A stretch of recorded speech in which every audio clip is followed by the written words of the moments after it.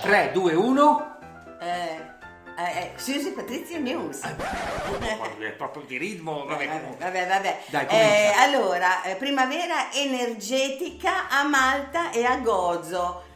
Gozo è l'isola vicino a Malta. Sul sito di Visit Malta, che segnala tutta una serie di possibilità di partecipare al turismo sportivo all'aria aperta sulle isole, in particolare per terra. A Malta nel 2024 si svolgerà il 6 aprile nel Parco Naturale del Magistral. Sì, Non ho visto quello, sarebbe interessante.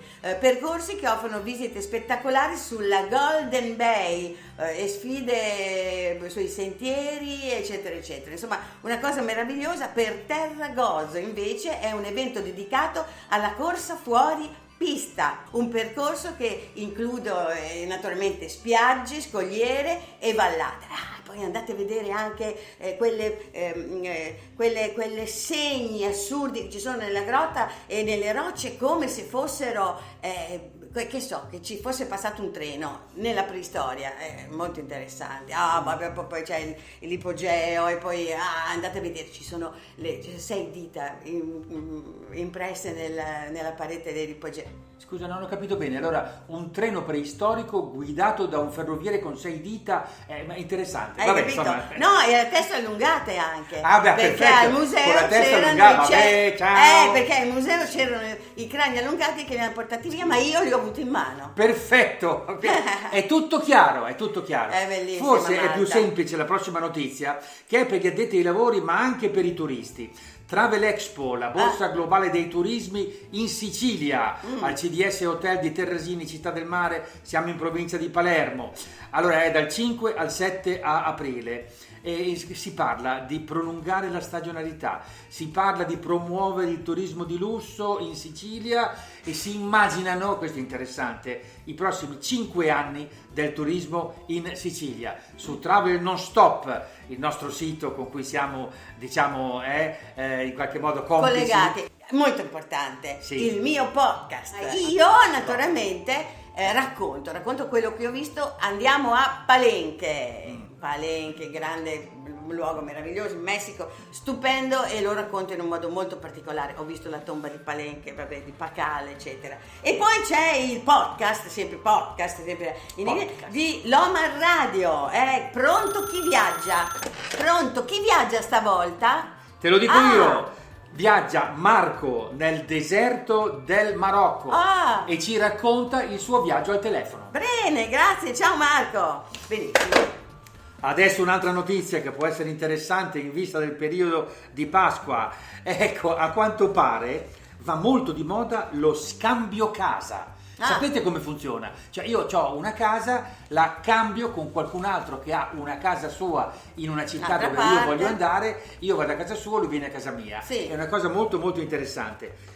Sembra che quest'anno per Pasqua ci sia un aumento degli scambio casa del 344%. È pazzesco. Sì, questi sono i dati di un sito specializzato che e dove chiama si deve andare? Home Exchange. Home Exchange vuol in dire inglese, cambio casa. naturalmente, va bene. Lo sapete. Ho capito. È incredibile perché sembra che il cambio casa più popolare sia proprio a Bologna, che ha sorpassato Venezia e ovviamente anche a Roma e anche a Firenze. È un modo di vivere anche delle esperienze abbastanza autentiche, perché è andata a casa certo. che poi diventa un tuo amico. Sì, poi c'hai le riunioni di condominio, quelle il vicino di casa, tu vai solo con... di signora, è piovuto sotto, sì, allora vabbè, lei il vicino, no, vabbè. tutte anche naturalmente si assumono tutte i problemi del... Ma no, vai ospite e basta. Scherzo. Scherza. Allora, segnaliamo una cosa che mi piace, la mostra di Oliviero Toscani, professione fotografo, è in corso fino al 20 settembre al Museo Archeologico Petrone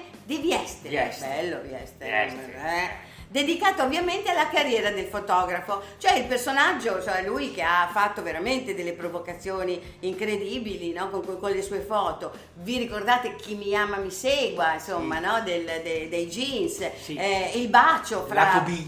Il bacio fra prete e suora, no? Del 92, I Tre Cuori, No Anorexia del 2007, insieme ai ritratti di Michael Jackson, di Lou Reed, di Carmelo Bene, di Federico Fellini, eccetera, eccetera, eccetera. Adesso una curiosità che invece abbiamo tratto dal sito di Repubblica. A quanto pare in tutta Italia, parlando dei centri più importanti, Matera è l'unica città no fast food, cioè è un baluardo anti-fast food. Che bello! Sembra che non ci siano né McDonald's, né Burger King, né Starbucks o cose similari. Se tu vuoi fare uno spuntino devi andare Devi nelle mangiare tante, la roba loro. sì, nelle tante pasticcerie o panetterie Mamma mia, e ci sono mangiarti delle cose. una focaccia. Ci sono stato da poco a Matera, effettivamente non mi ricordo Burger King o altro. No, anche perché dove li fanno? Nelle Nei grotte, sassi, no? cioè, si può non fare li di si- tutto. No, Posto però quello stupendo. no. Vabbè. Pensionati per caso. Vicino praticamente a casa, in un paese che si chiama Roccamalatina, un bellissimo paese, ridente paese che ha anche un parco, il Parco dei Sassi di Roccamalatina, dove ci sono tutti questi villeggianti e dove si può andare a stare bene, eccetera, eccetera. Faccio pubblicità perché ci abito.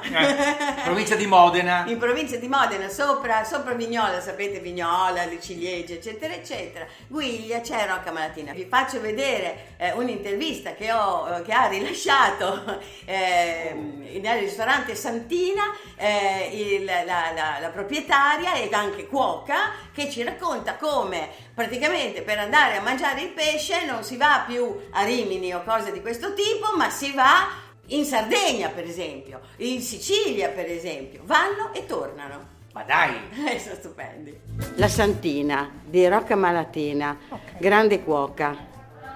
Cosa fate a Roccamalatina? A Roccamalatina abbiamo fatto un gruppo di pensionati tra i 60 e i 70 anni che hanno deciso che ogni tanto fanno delle follie. Ci chiamiamo Villa Arzilla, prendiamo l'aereo alla mattina, andiamo a Cagliari, a Palermo, ad Alghero, a Bari, mangiamo il pesce e alla sera torniamo a casa.